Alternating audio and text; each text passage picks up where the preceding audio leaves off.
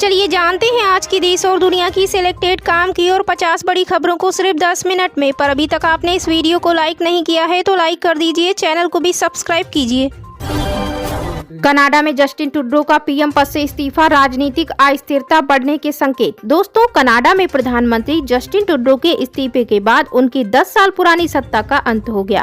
Trudeau ने भारतीय समय अनुसार रात करीब 10 बजे इस्तीफे का ऐलान किया। जस्टिन ट्रूडो के इस्तीफे से पहले एक अधिकारी ने बताया कि सरकार के प्रति बढ़ते असंतोष के कारण उन्होंने पद छोड़ने का फैसला लिया है। खालिस्तानी नेता पन्नू की धमकी, प्रयागराज महाकुंभ को युद्ध भूमि बनाने का ऐलान। दोस्तों, बता दें कि desk for Sikh for justice के नेता व खालिस्तानी आतंकवादी गुरपतवंत सिंह पन्नू ने एक नया धमकी भरा वीडियो जारी किया है। इस वीडियो में उन्होंने उत्तर प्रदेश के प्रयागराज में 13 जनवरी से 26 फरवरी तक आयोजित होने वाले महाकुंभ को बाधित करने की धमकी दी है। पन्नू ने वीडियो में प्रयागराज चलो का आह्वान किया और हिंदुत्व विचारधारा के खिलाफ विरोध प्रदर्शन करने की बात की। उन्होंने अपने समर्थकों से लखनऊ और प्रयागराज के हवाई अड्डों पर खालिस्तानी और कश्मीर के झंडे फहराने का भी आग्रह किया। वीडियो के अंत में उन्होंने कहा, महाकुंभ प्रयागराज 2025 एक युद्ध भूमि बन जाएगा।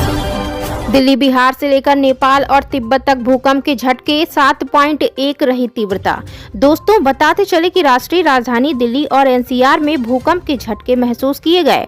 बिहार में पटना समेत कई जिलों में भी धरती हिली है। मंगलवार सुबह 6:40 पर लोगों ने झटके महसूस किए। नेपाल और तिब्बत में भी लोगों ने इसके झटके महसूस किए। इसकी तीव्रता 7.1 मापी गई। नेपाल के लोबुचे से 84 किलोमीटर उत्तर पश्चिम में भूकंप की गहराई 10 किलोमीटर थी। नेपाल के काठमांडू, धाडिंग, सिंधुपाल चौक, कावरे, मकवानपुर और कई अन्य जिलों में झटके महसूस किए गए।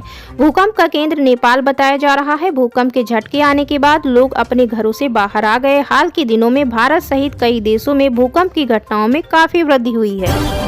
भारत पहुंचा चीन का खतरनाक वायरस, कर्नाटक में मिले HMPV के 2 केस। दोस्तों, चीन का खतरनाक वायरस भारत में भी पहुंच गया है। कर्नाटक में HMPV के 2 केस मिले हैं। भारतीय चिकित्सा अनुसंधान परिषद यानी ICMR ने दोनों मामलों का पता लगाया। केंद्रीय स्वास्थ्य और परिवार कल्याण मंत्रालय ने इस बात की जानकारी दी है। दरअसल बेंगलुरु में 8 महीने के बच्चे और 3 महीने की बच्ची में इस वायरस की पुष्टि हुई है। बताया जा रहा है कि 3 महीने की बच्ची को इलाज के बाद अस्पताल से डिस्चार्ज कर दिया गया, जबकि 8 महीने के बच्चे का इलाज अभी जारी है।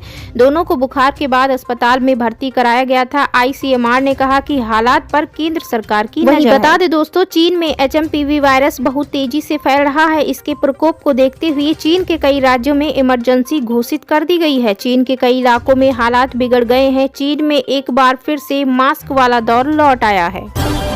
दिल्ली विधानसभा चुनाव की तारीखों का ऐलान। आज निर्वाचन आयोग 2 बजे करेगा प्रेस कॉन्फ्रेंस। दोस्तों, राजधानी दिल्ली में आज चुनाव आयोग विधानसभा चुनाव की तारीखों की घोषणा करेगा। यह घोषणा दोपहर 2 बजे प्रेस कॉन्फ्रेंस के जरिए की जाएगी। दिल्ली में कुल 70 विधानसभा सीटें हैं और मौजूदा विधानसभा का कार्यकाल 23 फरवरी 2025 को समाप्त हो रहा है। छत्तीसगढ़ के बीजापुर में नक्सली हमला, पिकअप वैन को बनाया निशाना, 9 जवान शहीद। छत्तीसगढ़ के बीजापुर जिले के कुटरू इलाके में नक्सलियों ने बड़ा हमला किया है। नक्सलियों ने जिला रिजर्व गार्ड के जवानों को ले जा रही पिकअप वैन को IED से उड़ा दिया, जिसमें कम से कम 9 जवान शहीद हो गए। मारे गए लोगों में 8 सुरक्षाकर्मी और वाहन का चालक शामिल है। घटना के समय सुरक्षाकर्मी एक ऑपरेशन से लौट रहे थे। इससे पहले आज सुबह ही सुरक्षा बलों ने छत्तीसगढ़ के अबूझमाड़ इलाके में नक्सलियों के खिलाफ ऑपरेशन चलाया था।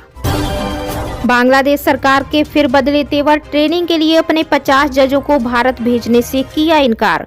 दोस्तों, भारत और बांग्लादेश के बीच रिश्तों में एक नया मोड़ आया है, जब बांग्लादेश की अंतरिम सरकार ने 50 बांग्लादेशी जजों के भारत में ट्रेनिंग के लिए आने के कार्यक्रम को रद्द कर दिया। ये जज पहले मध्य प्रदेश स्थित राष्ट्रीय न्यायिक अकादमी और राज्य न्यायिक अकादमी में 1 दिवसीय ट्रेनिंग कार्यक्रम में भाग लेने वाले थे। भारत सरकार ने इस ट्रेनिंग कार्यक्रम का सारा खर्च वहन करने का प्रस्ताव दिया था।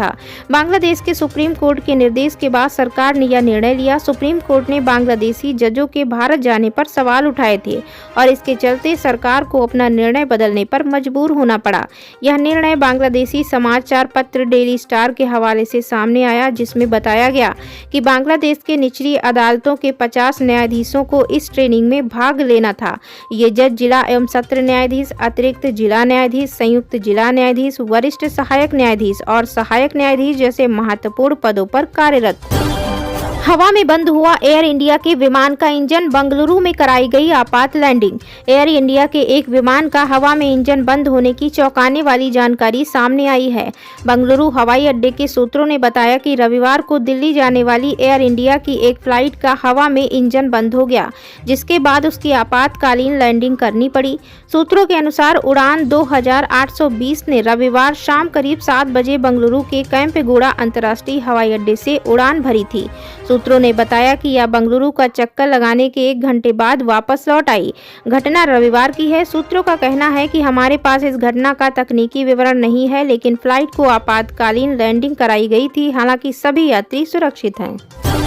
कुछ कट्टरपंथी मुसलमान माहौल बिगाड़ने की साजिश कर रहे हैं, गिरिराज सिंह का बड़ा आरोप। दोस्तों, भारत में हर 12 साल में आयोजित होने वाला महाकुंभ एक बड़ा आध्यात्मिक समागम है, जिसका आयोजन 2025 में प्रयागराज में किया जाएगा। इस महाकुंभ को लेकर एक नई राजनीतिक और धार्मिक विवाद ने जन्म लिया है। विवाद का मुख्य कारण महाकुंभ 2025 के आयोजन स्थल की जमीन है, जिस पर वक्फ बोर्ड द्वारा कब्जे का दावा किया गया है। इस विवाद ने पूरे देश में चर्चा का माहौल पैदा कर दिया है और इससे जुड़ी राजनीति और बयानबाजी ने इस मुद्दे को और गर्मा दिया है। वहीं ऑल इंडिया मुस्लिम जमात यानी AIM के अध्यक्ष मौलाना शहाबुद्दीन रजवी बरेलवी ने हाल ही में एक post social media platform X यानी पूर्व ट्विटर पर साझा करते हुए दावा किया था कि महाकुंभ 2025 की तैयारियां जिस पर चल रही हैं वह वक्फ की जमीन है। वहीं मौलाना शहाबुद्दीन रजवी के बयान पर केंद्रीय मंत्री गिरिराज सिंह ने तीखा जवाब दिया। गिरिराज सिंह ने कहा कि देश में कुछ कट्टरपंथी ताकतें माहौल बिगाड़ने की कोशिश कर रही हैं। उन्होंने यह भी कहा कि महाकुंभ का आयोजन इस्लाम के आगमन से बहुत पहले से होता आ रहा है। उनका कहना था, जब कुंभ का आयोजन इस्लाम से पहले हो रहा था तो वक्फ की जमीन का सवाल ही नहीं उठा। इंडिया गेट का नाम बदलकर भारत माता द्वार करने की मांग, जमाल सिद्दीकी ने PM मोदी से किया आग्रह। दोस्तों, बताते चले कि भारतीय जनता पार्टी के अल्पसंख्यक मोर्चा के राष्ट्रीय अध्यक्ष जमाल सिद्दीकी ने प्रधानमंत्री मोदी को एक पत्र लिखकर दिल्ली के इंडिया गेट का नाम बदलने की अपील की है।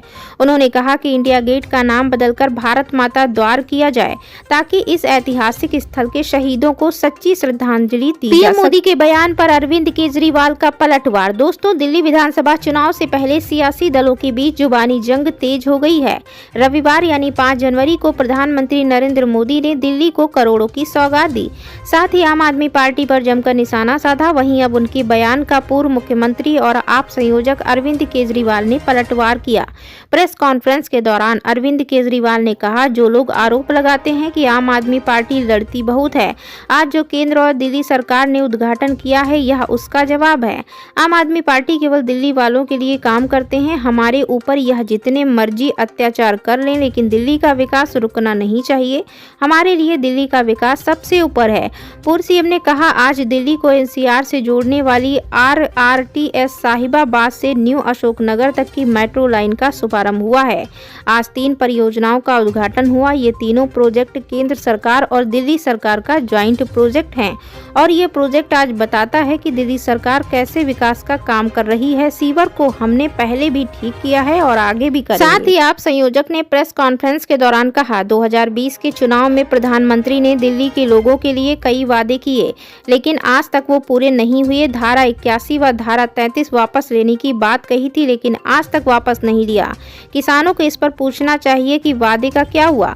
मुझे 29 मिनट की जगह 25 मिनट गाली देना और 4 मिनट में अपने वादे पर भी जवाब दे देना। आज दिल्ली के लोग बदला लेने के लिए बैठे हैं। प्रधानमंत्री हर बार झूठ बोलकर जाते हैं। भारत में विदेशी निवेश ने तोड़ा रिकॉर्ड, आर्थिक विकास में $1 ट्रिलियन का मील पत्थर किया पार।